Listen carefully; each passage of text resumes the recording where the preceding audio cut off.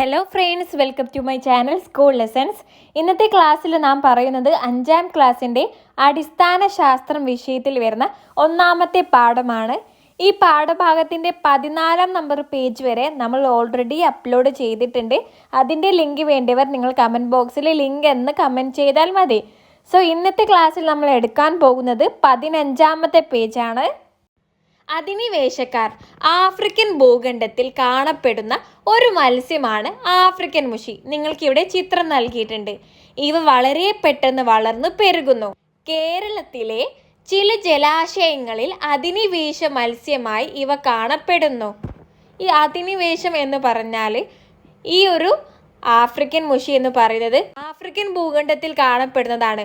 പക്ഷെ അവ എന്താണ് നമ്മുടെ കേരളത്തിലേക്ക് വന്ന് കേരളത്തിലെ ചില ജലാശയങ്ങളിൽ കാണപ്പെടുന്നുണ്ട്.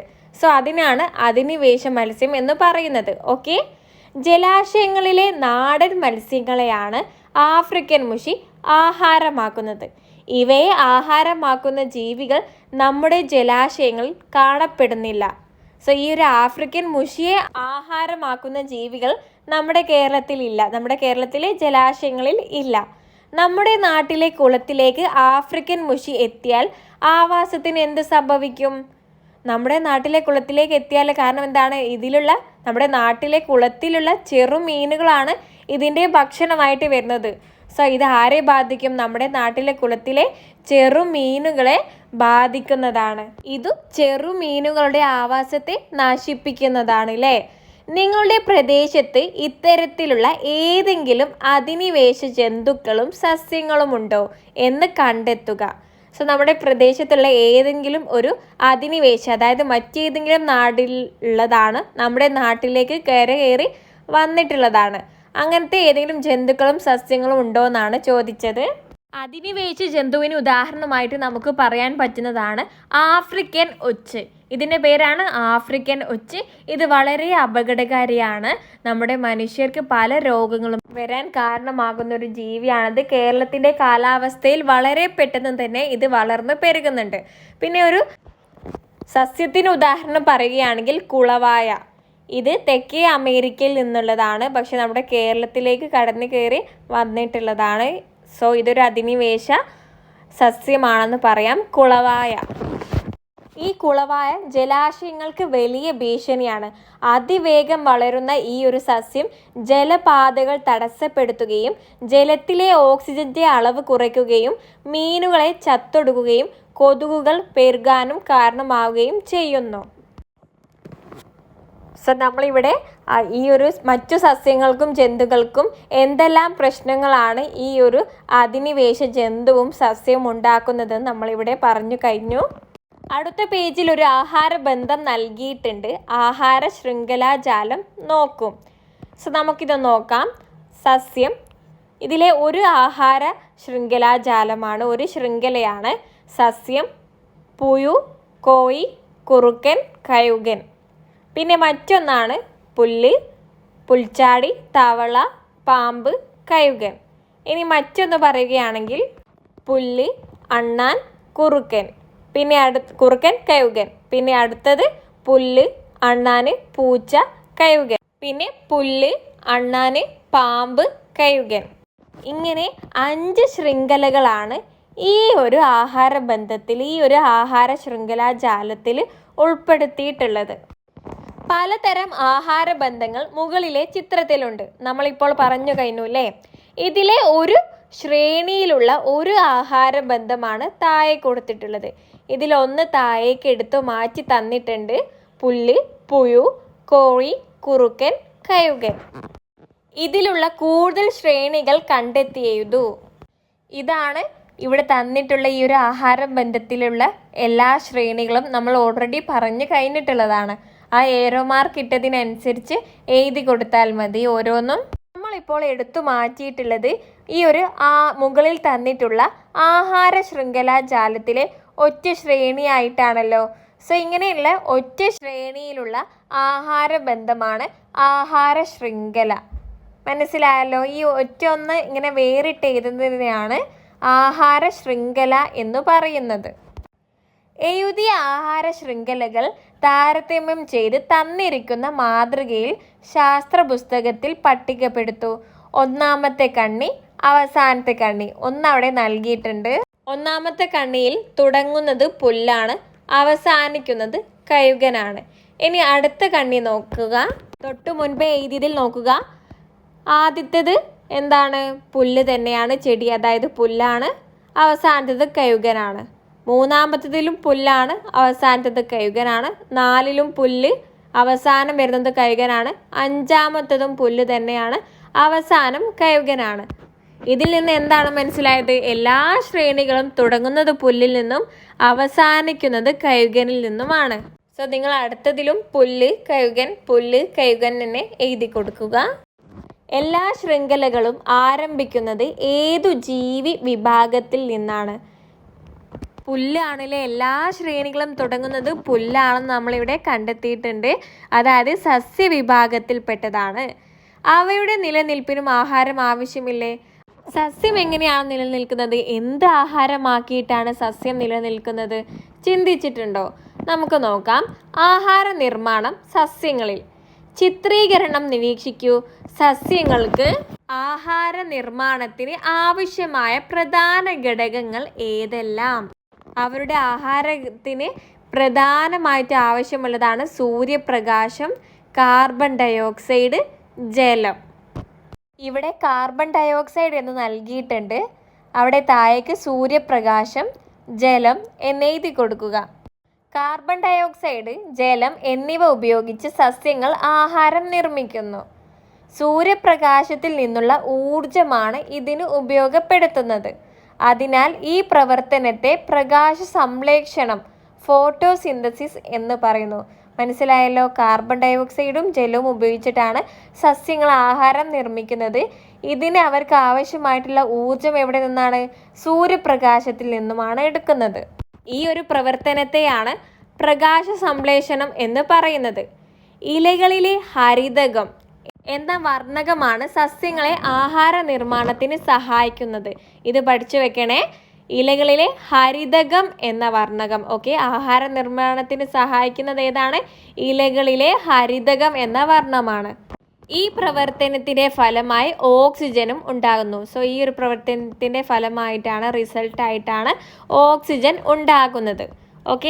ഇനി അടുത്തത് ഊർജം ലഭിക്കാൻ. സസ്യങ്ങളിൽ ആഹാര നിർമ്മാണം നടക്കാൻ സൂര്യപ്രകാശം ആവശ്യമാണെന്ന് കണ്ടല്ലോ. ആവശ്യമുണ്ടല്ലേ? കാരണം അവർ ആഹാര നിർമ്മാണത്തിന് ആവശ്യമായിട്ടുള്ള ഊർജം എവിടെ നിന്നാണ്? സൂര്യപ്രകാശത്തിൽ നിന്നാണ് കിട്ടുന്നത്. സസ്യങ്ങൾക്ക് സൂര്യപ്രകാശം ലഭിക്കുന്നത് പ്രധാനമായും ഏതു ഭാഗം വഴിയാണ്? സസ്യങ്ങളിലെ ഏതു ഭാഗം വഴിയാണ് സസ്യങ്ങൾക്ക് സൂര്യപ്രകാശം ലഭിക്കുന്നത്? അവയുടെ ഇലകൾ വഴിയാണ്. പഠിച്ചു വെക്കുക. ഇലകൾ വഴിയാണ്. ഒരു ചിത്രം നൽകിയിട്ടുണ്ട്. ചിത്രം നിരീക്ഷിക്കൂ. പരമാവധി സൂര്യപ്രകാശം പതിക്കുന്ന രീതിയിലാണ് സസ്യങ്ങളിൽ ഇലകൾ ക്രമീകരിക്കപ്പെട്ടിരിക്കുന്നത്. നോക്കിക്കേ, ഇവിടെ ഈ ഒരു ചെടിയുടെ സസ്യങ്ങളുടെ ഈ ഒരു ക്രമീകരണപ്പെട്ട രീതി നോക്കിക്കേ. ഒരു വശത്ത് ഇല, പിന്നെ അതിൻ്റെ തൊട്ട് ഓപ്പോസിറ്റ് ആയിട്ടില്ല, അതിൻ്റെ കുറച്ച് താഴെ ആയിട്ടാണ്, പിന്നെ എതിർവശത്ത് പിന്നെയും അങ്ങനെയാണല്ലോ ഉള്ളത്.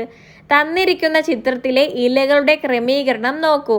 എന്തെങ്കിലും പ്രത്യേകതകളുണ്ടോ? നമ്മളിവിടെ ചിത്രത്തിൽ കാണുന്നത് പോലെയുള്ള ക്രമീകരണത്തിന്, ഇലകളുടെ ക്രമീകരണത്തിന് പറയുന്ന പേരാണ് ഏകാന്തര ക്രമീകരണം എന്ന്. അതായത് ഒരു മൂട്ടിൽ ഒരു ഇല വീതം. സോ ഇതിന് ഉദാഹരണമാണ് ചെമ്പരത്തി, മാവൊക്കെ. ഇത് പഠിച്ചു വെക്കണമേ, കഴിഞ്ഞ എക്സാമിന് ചോദിച്ചിരുന്നു. താഴെ നിങ്ങൾക്ക് കുറച്ച് ചിത്രങ്ങൾ നൽകിയിട്ടുണ്ട്. ചെമ്പരത്തിയുടെ നോക്കിക്കേ. ചെമ്പരത്തിയുടെ ഇലയുടെ ക്രമീകരണം എങ്ങനെയാണ്? ഏകാന്തര ക്രമീകരണമാണ്. അടുത്ത് തുളസി നൽകിയിട്ടുണ്ട്. തുളസിയുടെ എന്താണ്? വിപരീതമായിട്ട് ഒരേ ഒരു ലെവലിൽ തന്നെയാണല്ലേ ഇലകൾ. ഇനി അടുത്തത് ഏലംപാല. ഏലംപാല എന്താണ്? ഒരു വലയം പോലെയാണ് അല്ലേ. സോ ഈ ക്രമീകരണങ്ങളുടെ പേര് നമുക്ക് നോക്കാം. നമ്മൾ ഓൾറെഡി പറഞ്ഞു കഴിഞ്ഞു. ചെമ്പരത്തിയുടേത് പോലെയുള്ളതിനാണ് ഏകാന്തര ക്രമീകരണം എന്ന് പറയുന്നത്. അതിനുദാഹരണമാണ് ചെമ്പരത്തി, മാവൊക്കെ.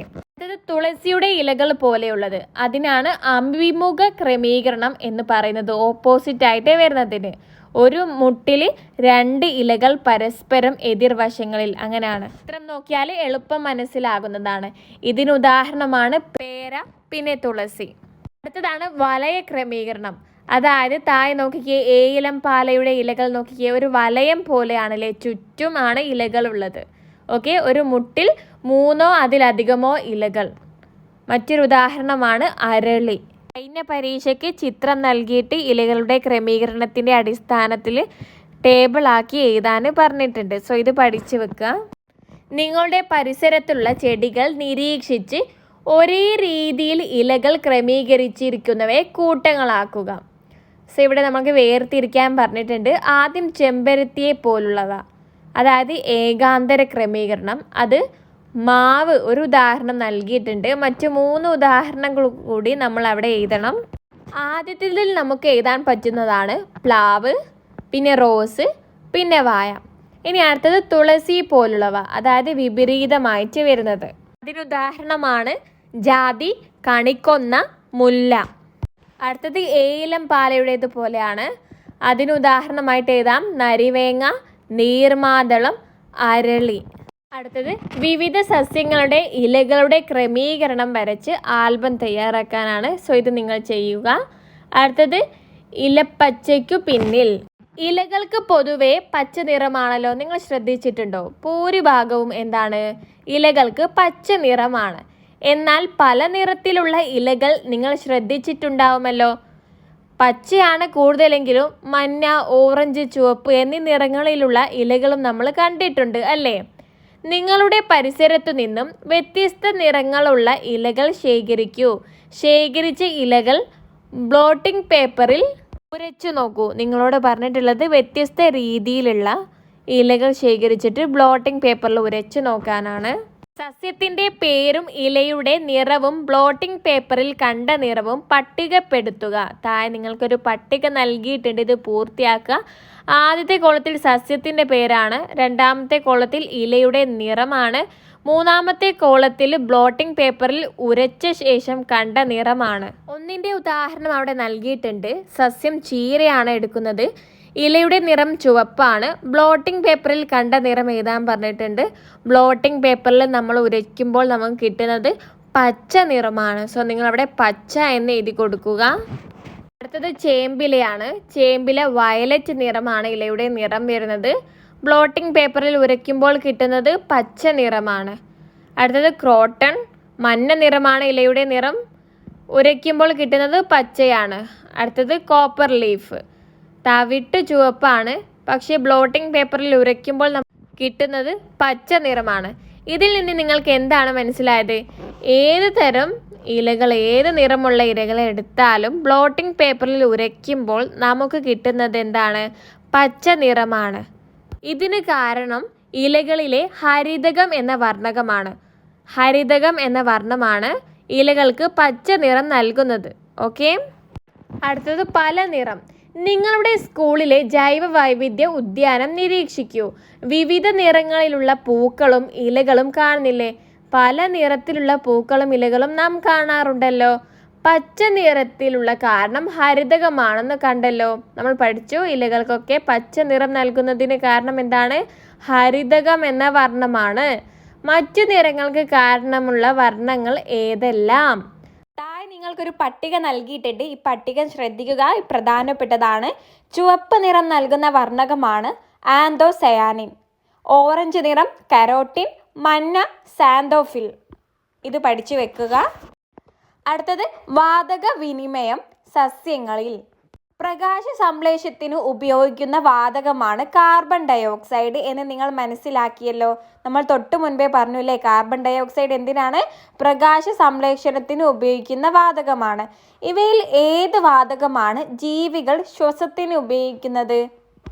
ശ്വസനത്തിന് ഉപയോഗിക്കുന്നത് ഓക്സിജൻ ആണ്. ഓക്കെ, അന്തരീക്ഷത്തിൽ കാർബൺ ഡയോക്സൈഡ് മാത്രമാണോ ഉള്ളത്? അല്ല. അന്തരീക്ഷത്തിലെ വാതകങ്ങളുടെ അളവ് കാണിക്കുന്ന ചിത്രീകരണം നോക്കും.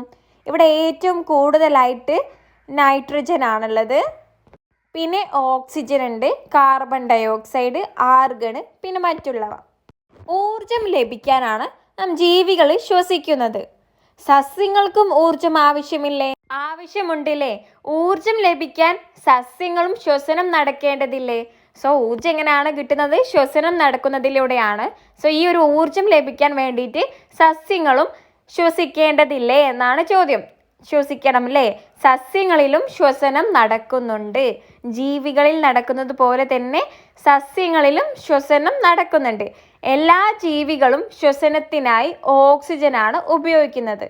ശ്വസന ഫലമായി കാർബൺ ഡയോക്സൈഡ് ഉണ്ടാകുന്നു. ജീവികൾ കാർബൺ ഡയോക്സൈഡ് പുറത്തുവിടുന്നു. നമ്മൾ ശ്വസിക്കാനായിട്ട് ഓക്സിജൻ ആണ് ഉപയോഗിക്കുന്നത്. ശ്വസനത്തിന്റെ ഫലമായിട്ട് പുറത്തു വിടുന്നതാണ് കാർബൺ ഡയോക്സൈഡ്. നമ്മൾ പറഞ്ഞു ശ്വസനത്തിന്റെ ഫലമായിട്ട് കാർബൺ ഡയോക്സൈഡ് ഉണ്ടാകുന്നു എന്ന്. സസ്യങ്ങളിൽ ഉണ്ടാകുന്ന ഈ ഒരു ശ്വസനത്തിന്റെ ഫലമായിട്ട് ഉണ്ടാകുന്ന കാർബൺ ഡയോക്സൈഡ് പകൽ സമയത്ത് പ്രകാശ സംശ്ലേഷണത്തിന് ഉപയോഗിക്കുന്നു. പ്രകാശ സംശ്ലേഷണത്തിന് കാർബൺ ഡയോക്സൈഡ് ആവശ്യമാണല്ലോ. ഓക്കെ, അന്തരീക്ഷത്തിൽ നിന്നുള്ള കാർബൺ ഡയോക്സൈഡും സസ്യങ്ങൾ പ്രകാശ സംശ്ലേഷണത്തിന് പ്രയോജനപ്പെടുത്തുന്നുണ്ട്. ഓക്കെ, നിങ്ങൾ മനസ്സിലാക്കേണ്ടത് ശ്വസനത്തിന് ഓക്സിജൻ ഉപയോഗിക്കുന്നു. ശ്വസനത്തിന്റെ ഫലമായിട്ട് കാർബൺ ഡയോക്സൈഡ് പുറത്തുവിടുന്നു. ഈ പുറത്തേക്ക് വിടുന്ന ഈ ഒരു കാർബൺ ഡയോക്സൈഡും പിന്നെ വായുവിലുള്ള അന്തരീക്ഷത്തിലുള്ള മറ്റു കാർബൺ ഡയോക്സൈഡും എന്തിനുപയോഗിക്കുന്നു? സസ്യങ്ങളുടെ പ്രകാശ സംശ്ലേഷണത്തിന് ഉപയോഗിക്കുന്നു. ഇലകളിലൂടെയാണ് വായു സസ്യത്തിനകത്തേക്ക് പ്രവേശിക്കുന്നത്. ഇതിനായി ഇലകളിൽ പ്രത്യേക ഭാഗം വല്ലതുമുണ്ടോ എന്ന് പരിശോധിക്കാം. സോ സസ്യങ്ങളിൽ വായു എങ്ങനെയാണ് എത്തുന്നത്? ഇലകളിലൂടെയാണ്. എങ്ങനെയാണ് ഇലകളിലൂടെ വായു പ്രവേശിക്കുന്നത്? ഇലയുടെ പാളി മൈക്രോസ്കോപ്പിലൂടെ നിരീക്ഷിച്ച് ശാസ്ത്ര പുസ്തകത്തിൽ വരയ്ക്കൂ. ഇവിടെ ചിത്രത്തിൽ മൈക്രോസ്കോപ്പ് നൽകിയിട്ടുണ്ട്. മൈക്രോസ്കോപ്പ് എന്ന് പറഞ്ഞത് ഒരു ഉപകരണമാണ്. അത് നമ്മുടെ കണ്ണുകൾ കൊണ്ട് നേരിട്ട് കാണാൻ കഴിയാത്ത വസ്തുക്കളെ വലുതായി കാണാൻ ഉപയോഗിക്കുന്ന ഉപകരണമാണ്. ഓക്കെ, നിങ്ങൾക്കിവിടെ ഇലയുടെ ചിത്രം നൽകിയിട്ടുണ്ട്. അത് മൈക്രോസ്കോപ്പിലൂടെ കാണുമ്പോൾ എന്താണ്? ഒരു റൗണ്ടിൽ നോക്കിക്കേ, നമ്മുടെ ഇലകളിൽ സ്റ്റൊമാറ്റ എന്ന് പറഞ്ഞൊന്നുണ്ട്. അതിലൂടെയാണ് വായു എത്തിച്ചേരുന്നത്. ഇലകളിലുള്ള ഈ സൂക്ഷ്മ സുഷിരങ്ങൾ സ്റ്റൊമാറ്റ എന്നറിയപ്പെടുന്നു. ഇതിലൂടെയാണ് അന്തരീക്ഷ വായു സസ്യത്തിനകത്ത് പ്രവേശിക്കുന്നത്. പ്രകാശ സംശ്ലേഷണത്തിന് ഫലമായി ഉണ്ടാകുന്ന ഓക്സിജൻ പുറന്തള്ളുന്നതും ഈ സുഷിരങ്ങളിലൂടെയാണ്. അടുത്തത് ഇവരെ 2 ചിത്രങ്ങൾ കാണാം. ഇതും പരീക്ഷയ്ക്ക് ചോദിച്ചിട്ടുള്ളൊരു ചോദ്യമാണ്. ഈ ചിത്രം നൽകിയിട്ട് ഇതുമായി ബന്ധപ്പെട്ട് ഇവിടെ പകൽ സമയത്തതും രാത്രി സമയത്തതുമാണ് നൽകിയിട്ടുള്ളത്. പകൽ സമയം ശ്വസനവും നടക്കുന്നുണ്ട്, പ്രകാശ സംശ്ലേഷണവും നടക്കുന്നുണ്ട്. എന്നാൽ രാത്രിയോ ശ്വസനം മാത്രമാണ്, പ്രകാശ സംശ്ലേഷണം രാത്രി ഇല്ല. പ്രകാശ സംശ്ലേഷണത്തിന് സൂര്യപ്രകാശം ആവശ്യമാണ്. രാത്രി സൂര്യപ്രകാശം ഉണ്ടാവില്ലല്ലോ. അതുകൊണ്ടാണ് രാത്രി സമയം പ്രകാശ സംശ്ലേഷണം നടക്കാത്തത്. ശ്വസനം നടക്കുമ്പോൾ എന്താണ്? ഓക്സിജൻ എടുക്കുകയും കാർബൺ ഡയോക്സൈഡ് പുറന്തള്ളപ്പെടുകയും ചെയ്യുന്നു. പ്രകാശ സംശ്ലേഷണത്തിന് ഈ പുറന്തള്ളപ്പെട്ട കാർബൺ ഡയോക്സൈഡ് ഉപയോഗിക്കുന്നു. ഇനി രാത്രിയിലോ ശ്വസനം നടക്കുകയാണ്, ഓക്സിജൻ എടുക്കുകയും കാർബൺ ഡയോക്സൈഡ് പുറന്തള്ളപ്പെടുകയും ചെയ്യുന്നു.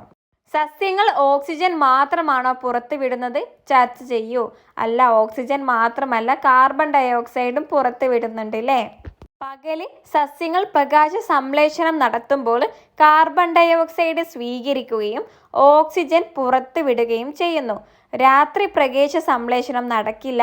ശ്വസനം മാത്രം നടക്കുന്നതിനാൽ സസ്യങ്ങൾ ഓക്സിജൻ സ്വീകരിച്ച് കാർബൺ ഡയോക്സൈഡ് പുറത്തു വിടുന്നു. അടുത്തത് ആതിഥേയനും അതിഥികളും. എല്ലാ സസ്യങ്ങളും ആഹാരം നിർമ്മിക്കുന്നുണ്ടോ?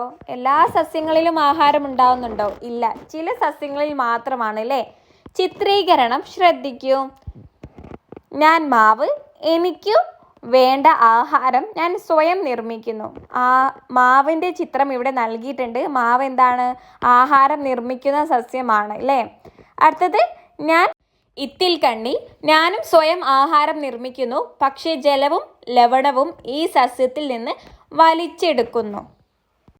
ഇത്തിൽക്കണ്ണി സ്വയം ആഹാരം നിർമ്മിക്കുന്നുണ്ട്, പക്ഷെ ഇതിനാവശ്യമായിട്ടുള്ള ഇത്തിൽക്കണ്ണി എവിടെയാണ് വളരുന്നത്? മാവിൻ്റെ കൊമ്പിലാണ് അല്ലേ? സോ ഇതിനാവശ്യമായിട്ടുള്ള ജലവും അതിൻ്റെ എല്ലാ ന്യൂട്രിയൻസും ഒക്കെ എവിടെ നിന്നാണ് വലിച്ചെടുക്കുന്നത്? അത് എവിടെയാണോ വളരുന്നത് ആ ഒരു മരത്തിൽ നിന്നാണ് വലിച്ചെടുക്കുന്നത്. അടുത്തത് ഞാൻ മൂടില്ലാത്ത ആളി, ഞാൻ ആഹാരം നിർമ്മിക്കുന്നില്ല, എനിക്ക് വേണ്ട പോഷക ഘടകങ്ങൾ ഞാൻ ഈ ചെടിയിൽ നിന്ന് വലിച്ചെടുക്കുന്നു. മൂടില്ലാത്ത ആളി എന്താണ്? ആഹാരം നിർമ്മിക്കാത്തൊരു സസ്യമാണ്. അടുത്തത് ഞാൻ മരവായ, എനിക്ക് വേണ്ട ആഹാരം ഞാൻ സ്വയം നിർമ്മിക്കുന്നു, പക്ഷേ എനിക്ക് ഇരിക്കാൻ സ്ഥലം വേണം. ഈ ഒരു മരവായം എവിടെയാണ്? മരത്തിൻ്റെ കൊമ്പിലാണ് വളരുന്നത്. മാവ്, ഇത്തിൽ കണ്ണി, മൂടില്ലാത്താളി, മരവായ എന്നിവരുടെ സംഭാഷണം ശ്രദ്ധിച്ചല്ലോ. ഇവരിൽ സ്വയം ആഹാരം നിർമ്മിക്കുന്നവർ ആരെല്ലാമാണ്? ആരൊക്കെയാണ്? മാവ്, ഇത്തിൽ കണ്ണി, മരവായ. ഇവർ 3 പേരുമാണ് സ്വയം ആഹാരം നിർമ്മിക്കുന്നത്. മൂടില്ലാത്താളി സ്വയം ആഹാരം നിർമ്മിക്കുന്നില്ല. ഇത് സംഭാഷണം വായിക്കുമ്പോൾ നമുക്ക് കൃത്യമായിട്ട് മനസ്സിലാവുന്നുണ്ട്. പ്രകാശ സംശ്ലേഷണത്തിന് ആവശ്യമായ സൂര്യപ്രകാശം, കാർബൺ ഡയോക്സൈഡ് എന്നിവ ഈ സസ്യങ്ങൾക്ക് ലഭിക്കുന്നത് ഒരേ രീതിയിലാണ്. എന്നാൽ ജലം ലഭിക്കുന്നതോ? സൂര്യപ്രകാശം, കാർബൺ ഡയോക്സൈഡ് ഒക്കെ എല്ലാ സസ്യങ്ങൾക്കും ഒരേപോലെയാണ് കിട്ടുന്നത്. പക്ഷേ മാവിന് ജലം ലഭിക്കുന്നത് എവിടെ നിന്നാണ്? മാവിന് ജലം ലഭിക്കുന്നത് മണ്ണിൽ നിന്നാണ്. നാം ഒഴിച്ചു കൊടുക്കുന്ന വെള്ളം മണ്ണിൽ നിന്ന് വേരിലൂടെയാണ് മാവിന് ജലം ലഭിക്കുന്നത്. മരവായ്ക്കും ഇത്തിൽ കണ്ണിക്കുമോ? മരവായയ്ക്ക് ജലം ലഭിക്കുന്നത് അന്തരീക്ഷത്തിലെ ഈർപ്പത്തിൽ നിന്നാണ്. ഇത്തിൽ കണ്ണിക്ക് ജലം ലഭിക്കുന്നത് ആതിഥേയ സസ്യത്തിൽ നിന്നാണ്. അതായത് അത് എവിടെയാണോ വളരുന്നത് അവിടെ നിന്നാണ്. ഇവിടെ ചിത്രത്തിൽ ഇത്തിൽ കണ്ണി വളരുന്നത് മാവിലാണല്ലോ. സോ മാവിൽ നിന്നാണ് ഇത്തിൽ കണ്ണിക്ക് ജലം ലഭിക്കുന്നത്. ഇവിടെ താഴെ നിങ്ങൾക്ക് മരവായയുടെ ചിത്രം തന്നിട്ടുണ്ട്. 2 തരം വേരുകൾ കാണുന്നില്ലേ? 2 തരം വേരുകളുണ്ട് അല്ലേ? എന്താണ് ഈ വേരുകളുടെ ധർമ്മം? ചെറിയ വേരുകളുമുണ്ട്, കട്ടിയുള്ള വേരുകളുമുണ്ട്. ചെറിയ വേരുകൾ മരത്തിൽ പറ്റിപ്പിടിക്കാനാണ് സഹായിക്കുന്നത്. ഇവിടെ നമുക്ക് ചിത്രത്തിൽ കാണാം, മാവിൻ്റെ കൊമ്പിൽ പറ്റിപ്പിടിച്ചാണല്ലേ മരവായ ഉള്ളത്. സോ ഈ ഒരു ചെറിയ വേരുകൾ മരത്തിൽ പറ്റിപ്പിടിക്കാനാണ് സഹായിക്കുന്നത്. കട്ടി കൂടിയ വേരുകൾ അന്തരീക്ഷത്തിൽ നിന്ന് ഈർപ്പം വലിച്ചെടുക്കുന്നു. ഓക്കെ, അങ്ങനെയാണല്ലോ, അന്തരീക്ഷത്തിൽ നിന്ന് ഈർപ്പം വലിച്ചെടുത്തിട്ടാണ് ഈ ഒരു മരവായയ്ക്ക് ജലം ലഭിക്കുന്നത്. കട്ടി കൂടിയ വേരുകൾ അതിനായിട്ടാണ് സഹായിക്കുന്നത്. ഇവിടെ താഴെ ഒരു ബോക്സ് നൽകിയിട്ടുണ്ട്, അത് വായിച്ചു നോക്കിയേ. ചെറിയ വേരുകൾ മരവായയെ മരത്തിൽ പറ്റി പിടിച്ചു വളരാൻ സഹായിക്കുന്നു. കട്ടി കൂടിയ വേരുകൾ അന്തരീക്ഷത്തിൽ നിന്ന് ഈർപ്പം വലിച്ചെടുക്കുകയാണ് ചെയ്യുന്നത്. വാസസ്ഥലത്തിനായി മാത്രമാണ് ഇവ ആതിഥേയ സസ്യങ്ങളെ ആശ്രയിക്കുന്നത്. അതായത് അതിന് നിലനിൽക്കാൻ വേണ്ടി മാത്രമാണ് ആതിഥേയ സസ്യത്തെ ആശ്രയിക്കുന്നത്. അതിൽ നിന്ന് ജലമൊന്നും ഇത് വലിച്ചെടുക്കുന്നില്ല. ഇത്തരം സസ്യങ്ങളെ എപ്പിഫൈറ്റുകൾ എന്നാണ് പറയുന്നത്. ഓർക്കിഡുകൾ എപ്പിഫൈറ്റുകൾക്ക് ഉദാഹരണമാണ്. ഓക്കെ, ഇതാണ് എപ്പിഫൈറ്റുകൾ എന്നും അതിന് ഉദാഹരണം പഠിച്ചു വെക്കുക. മരവായയും ഓർക്കിഡുകളും ഒക്കെ അതിന് ഉദാഹരണമാണ്. ഇത് ആതിഥേയ സസ്യങ്ങളിലാണ് പറ്റി പിടിച്ച് കിടക്കുക. പക്ഷെങ്കിൽ എന്താണ്, ജലം ലഭിക്കുന്നത് അന്തരീക്ഷത്തിൻ്റെ ഈർപ്പം വലിച്ചെടുത്തിട്ടാണ്. വാസസ്ഥലത്തിന് മാത്രമാണ് ആതിഥേയ സസ്യത്തിനെ ആശ്രയിക്കുന്നത്. എപ്പിഫൈറ്റുകൾ വളരുന്നത് കൊണ്ട് ആതിഥേയ സസ്യത്തിന് ദോഷമുണ്ടാകുമോ? ഇല്ല. കാരണം എന്താണ്, അത് ജസ്റ്റ് അതിനെ നിലനിൽപ്പിന് വേണ്ടി മാത്രം, വാസസ്ഥലമായിട്ട് മാത്രമാണ് ആതിഥേയ സസ്യങ്ങളെ ആശ്രയിക്കുന്നത്. അതിൽ നിന്ന് മറ്റ് പോഷകങ്ങളോ ജലമോ ഒന്നും തന്നെ വലിച്ചെടുക്കുന്നില്ല. അതുകൊണ്ട് ദോഷം ചെയ്യുന്നില്ല എന്ന് പറയാം. അടുത്തത് ഇത്തിൽ കണ്ണിയുടെ വേരുകളുടെ ചിത്രം ശ്രദ്ധിക്കൂ. ഇവിടെ ഇത്തിൽ കണ്ണിയുടെ വേരുകൾ എന്താണ്? മാവിൻ്റെ കൊമ്പിലേക്ക് ആഴ്ന്നിറങ്ങിയിട്ടാണല്ലേ ഉള്ളത്. വേരുകൾ എവിടേക്കാണ് വളർന്നിരിക്കുന്നത്? മാവിൻ്റെ കൊമ്പിലേക്ക്, അല്ലെങ്കിൽ ആതിഥേയ സസ്യത്തിൻ്റെ കൊമ്പിൻ്റെ ഉള്ളിലേക്കാണ് അല്ലേ. ഈ വേരുകൾ ഇങ്ങനെ വളർന്നിരിക്കുന്നത് കൊണ്ട് ഇത്തിൽ കണ്ണിക്ക് എന്താണ് ഗുണം? കാരണം ഈ ഒരു ആതിഥേയ സസ്യത്തിൻ്റെ ജലവും അതിൻ്റെ പോഷകങ്ങളും എല്ലാം എന്താണ്, അതിൻ്റെ ലവണവും എല്ലാം വലിച്ചെടുക്കാനാണ്. ആതിഥേയ സസ്യത്തിൽ നിന്ന് ജലവും ലവണവും വലിച്ചെടുത്ത് ഇത്തിൽ കണ്ണി സ്വയം ആഹാരം നിർമ്മിക്കുന്നു. അതിനാൽ ഇത്തിൽ കണ്ണി പോലുള്ള സസ്യങ്ങളെ അർദ്ധപരാദങ്ങൾ, സെമി പാരസൈറ്റ്സ് എന്ന് പറയുന്നു. ഇതും പഠിച്ചു വെക്കണേ. ഇതെന്താണ്? സ്വയം ആഹാരം നിർമ്മിക്കുന്നുണ്ട്, പക്ഷേ ആതിഥേയ സസ്യത്തിൽ നിന്ന് ജലവും ലവണവും വലിച്ചെടുക്കുന്നുണ്ട്. ഓക്കെ, ചെടിയിൽ പടർന്നു കിടക്കുന്ന മുടില്ലാത്താളി നിരീക്ഷിക്കൂ. എന്താണ് അതിൻ്റെ നിറം? ഇലകൾ കാണുന്നുണ്ടോ? ചിത്രം നൽകിയിട്ടുണ്ട് അല്ലേ. മുടില്ലാത്താളിക്ക് ആഹാരം നിർമ്മിക്കാൻ കഴിയുമോ? കഴിയില്ല. അതിൻ്റെ വേരുകൾ എവിടേക്കാണ് വളരുന്നത്? ആതിഥേയ സസ്യത്തിലേക്കല്ലേ. ആ സസ്യത്തിലേക്കാണ്. എവിടെയാണ് വളരുന്നത്? ആ ഒരു സസ്യത്തിലേക്കാണ് ഇതിൻ്റെ വേരുകൾ പടർന്നു നിൽക്കുന്നത്. ആതിഥേയ സസ്യത്തിൽ നിന്ന് പോഷക ഘടകങ്ങൾ വലിച്ചെടുക്കാൻ കഴിയുന്ന വേരുകളാണ് ഇവയ്ക്കുള്ളത്. ആതിഥേയ സസ്യത്തിൽ നിന്നും പോഷക ഘടകങ്ങൾ വലിച്ചെടുക്കുന്ന മൂടില്ലാത്താളി പോലുള്ള സസ്യങ്ങളെ പൂർണ്ണപരാദങ്ങൾ, ടോട്ടൽ പാരസൈറ്റ്സ് എന്ന് പറയുന്നു. ഇതും പഠിച്ചു വെക്കുക. ഇപ്പോൾ നമ്മൾ 3 സസ്യങ്ങളെ കുറിച്ച് പഠിച്ചിട്ടുണ്ട് അല്ലേ. മനസ്സിലാക്കി വെക്കുക. നെക്സ്റ്റ് പേജ് ചിത്രം നിരീക്ഷിക്കൂ. താഴെ നിങ്ങൾക്കൊരു ചിത്രം നൽകിയിട്ടുണ്ടല്ലേ, ഒരുപാട് ജീവജാലങ്ങളെ അടങ്ങിയിട്ടുള്ള ഒരു ചിത്രമാണ്. പ്രകൃതിയിലെ എല്ലാ ജീവജാലങ്ങളും പരസ്പരം ആശ്രയിച്ചാണ് ജീവിക്കുന്നത്. ഇതാണല്ലോ നമ്മൾ ഈ ഒരു ചാപ്റ്ററിൽ നിന്നും മെയിനായിട്ട് പഠിക്കുന്നത്. എന്താണ്? ആഹാരത്തിന് വേണ്ടിയിട്ടും വാസസ്ഥലത്തിന് വേണ്ടിയിട്ടും അതിൻ്റെ ജീവൻ നിലനിൽക്കാൻ വേണ്ടിയിട്ട് ഓരോ ജീവികളും മറ്റുള്ളവരെ ആശ്രയിച്ചിട്ടാണ് ജീവിക്കുന്നത്. നിങ്ങളുടെ ചുറ്റുപാട് നിരീക്ഷിച്ച് ജീവികളുടെ പരസ്പരാശ്രയങ്ങൾക്ക് കൂടുതൽ ഉദാഹരണങ്ങൾ കണ്ടെത്തുമല്ലോ. കണ്ടെത്തിയവ ശാസ്ത്ര പുസ്തകത്തിൽ എഴുതൂ. കുറച്ച് ഉദാഹരണം പറയാം. തേനീച്ച പൂച്ചെടിയെ ആശ്രയിക്കുന്നുണ്ട് അല്ലേ? എന്തിനാണ്? തേനീച്ചയ്ക്ക് തേൻ ലഭിക്കുന്നു, പൂക്കൾക്ക് പരാഗണം നടക്കുന്നു. സോ തേനീച്ചയും പൂച്ചെടിയും എന്താണ്? പരസ്പരം ആശ്രയിച്ചാണ് ജീവിക്കുന്നത്. അതായത് പശുവും പുല്ലും. പശു പുല്ലിനെ ഭക്ഷിക്കുന്നു. പക്ഷി മരം. പക്ഷിക്ക് എന്താണ്? താമസ സ്ഥലം. പക്ഷിയുടെ ആവാസ കേന്ദ്രമാണ് എന്ത്? മരം. അതിൽ നിന്ന് അതിന് സുരക്ഷയും അതിന് വാസസ്ഥലമൊക്കെ ലഭിക്കുന്നുണ്ട്. സോ പക്ഷി മരത്തെ ആശ്രയിച്ചാണ് ജീവിക്കുന്നത്. അത് മനുഷ്യൻ സസ്യങ്ങൾ. സസ്യങ്ങളിൽ ഓക്സിജൻ നൽകുന്നു, മനുഷ്യർക്ക് കാർബൺ ഡയോക്സൈഡും നൽകുന്നുണ്ട്. തവള പ്രാണികളെ ഭക്ഷിക്കുന്നു. ഓക്കെ, ഇങ്ങനെ ഓരോ ജീവികളുടേത് എടുത്ത് നോക്കുകയാണെങ്കിലും അവർ പരസ്പരം ആശ്രയിച്ചിട്ടാണ് ജീവിക്കുന്നത്. സോ ഇത്രയും കാര്യങ്ങളാണ് നിങ്ങൾക്ക് ഈ ഒരു ചാപ്റ്ററിൽ നിന്നും പറയുന്നത്. നമുക്ക് നെക്സ്റ്റ് ഇനി ക്വസ്റ്റ്യൻ ആൻഡ് ആൻസേഴ്സ് നോക്കാം. ചോദ്യം 1. ചുവപ്പ് നിറത്തോടു കൂടിയ ഇലകളുള്ള സസ്യങ്ങൾക്ക് സ്വയം ആഹാരം നിർമ്മിക്കാൻ കഴിയില്ല. ഈ അഭിപ്രായത്തോട് നിങ്ങൾ യോജിക്കുന്നുണ്ടോ? എന്തുകൊണ്ട്? യോജിക്കുന്നില്ലല്ലേ? കാരണം നമ്മൾ ഒരു എക്സ്പെരിമെൻ്റ് ചെയ്ത് നോക്കിയതാണ്. ചുവന്ന നിറത്തിലുള്ള ഇലകളും നമ്മൾ ബ്ലോട്ടിംഗ് പേപ്പറിൽ ഉരച്ച് നോക്കിയപ്പോൾ അതിൽ പച്ച നിറം കാണാം. അതായത് അതിൽ ഹരിതകം എന്ന വർണ്ണകമുണ്ട്. ഹരിതകം എന്ന വർണ്ണകമാണ് ഭക്ഷണം നിർമ്മിക്കാനായിട്ട് സഹായിക്കുന്നത്. സോ ഇല ചുവപ്പ് നിറമാണെങ്കിലും എന്താണ്? ആ ഒരു സസ്യം ഭക്ഷണം നിർമ്മിക്കുന്നുണ്ടെന്ന് പറയാം. സോ നമുക്ക് എഴുതാം യോജിക്കുന്നില്ല. കാരണം ചുവന്ന ഇലകളിലും പച്ചവർണ്ണകം ഹരിതവർണ്ണകം ഉണ്ടായിരിക്കും. ചുവന്ന വർണ്ണകം പച്ചവർണ്ണകത്തെ മറച്ചു വെക്കുന്നതിനാലാണ് ഇലകൾ ചുവപ്പായി കാണപ്പെടുന്നത്. അതിനാൽ അവയ്ക്ക് പ്രകാശ സംശ്ലേഷണം നടത്തി സ്വയം ആഹാരം നിർമ്മിക്കാൻ കഴിയും. ചോദ്യം 2. നിങ്ങൾക്കവിടെ ഒരു ആഹാര ശൃംഖല നൽകിയിട്ടുണ്ട്. സസ്യത്തെ ഭക്ഷിക്കുന്നതാണ് പുൽച്ചാടി, കൊതുക്, പാറ്റ. പുൽച്ചാടിയെ തവള ഭക്ഷിക്കുന്നു, കൊതുകിനെ തവള ഭക്ഷിക്കുന്നു, പാറ്റയെ പല്ലി ഭക്ഷിക്കുന്നു. ഇവർ 3 പേരെയും ആര്? പാമ്പ് ഭക്ഷിക്കുന്നു. ഇതാണ് ആഹാരബന്ധം. ഈ ആഹാര ശൃംഖലാജാലത്തിൽ തവളകളുടെ എണ്ണം കുറഞ്ഞാൽ എന്ത് സംഭവിക്കും? തവളകളുടെ എണ്ണം കുറഞ്ഞാൽ പുൽച്ചാടി, കൊതുകും ഒക്കെ വർദ്ധിക്കും. പുൽച്ചാടിയുടെയും കൊതുകിൻ്റെയും എണ്ണത്തിൽ വർധനവുണ്ടാകും. 3. ചിത്രീകരണം നിരീക്ഷിച്ച് സസ്യങ്ങളിൽ നടക്കുന്ന വാതക വിനിമയത്തിലെ ഘടകങ്ങൾ പൂർത്തിയാക്കൂ.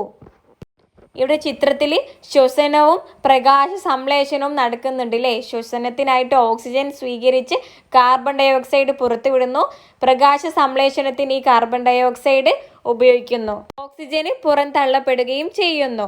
അന്തരീക്ഷത്തിൽ നിന്നുള്ള കാർബൺ ഡയോക്സൈഡും പ്രകാശ സംശ്ലേഷണത്തിന് ഉപയോഗിക്കുന്നുണ്ട്. 2 പോയിന്റ്സ് ഇവിടെ നൽകിയിട്ടുണ്ട്. അന്തരീക്ഷ വായു സസ്യത്തിനകത്ത് പ്രവേശിക്കുന്നു. അന്തരീക്ഷ വായുവിലെ കാർബൺ ഡയോക്സൈഡ് ഉപയോഗിച്ച് പ്രകാശ സംശ്ലേഷണം നടത്തുന്നു. പിന്നെ നമുക്ക് എഴുതാം പ്രകാശ സംശ്ലേഷണത്തിലൂടെ ഉണ്ടാകുന്ന ഓക്സിജൻ അന്തരീക്ഷ വായുവിലേക്ക് പുറത്തുവിടുന്നു. ശ്വസനത്തിനായി അന്തരീക്ഷ വായുവിലെ ഓക്സിജൻ സസ്യം സ്വീകരിക്കുന്നു. ശ്വസന ഫലമായി ഉണ്ടാകുന്ന കാർബൺ ഡയോക്സൈഡ് അന്തരീക്ഷ വായുവിലേക്ക് പുറത്തുവിടുന്നു. ഈ ഒരു ക്വസ്റ്റ്യനും പ്രധാനപ്പെട്ടതാണ്, പഠിച്ചു വെക്കുക. സോ ഇത്രയും ക്വസ്റ്റ്യൻസ് ആണ് നിങ്ങൾക്ക് ഈ ഒരു ചാപ്റ്ററിൽ നിന്നും വന്നിട്ടുള്ളത്.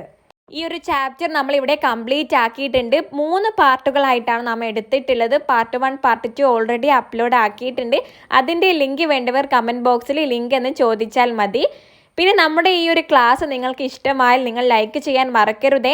നമ്മുടെ ചാനൽ ഇതുവരെ സബ്സ്ക്രൈബ് ആക്കിയിട്ടില്ലെങ്കിൽ ഇപ്പോൾ തന്നെ സബ്സ്ക്രൈബ് ആക്കി സപ്പോർട്ട് ആക്കുക. നമ്മൾ നിങ്ങളുടെ എല്ലാ സബ്ജക്റ്റിൻ്റെയും ക്ലാസ്സുകൾ അപ്ലോഡ് ആക്കുന്നതാണ്. സോ നമ്മൾ ഓൺലൈനായിട്ട് 1ാം ക്ലാസ് മുതൽ 7ാം ക്ലാസ് വരെയുള്ള കുട്ടികൾക്ക് ട്യൂഷൻ നൽകുന്നുണ്ട്. അതിൻ്റെ കൂടുതൽ വിവരങ്ങൾ അറിയാൻ നിങ്ങൾ ഈ കാണുന്ന നമ്പറിലേക്ക് മെസ്സേജ് ആക്കുക. That's all. Thank you.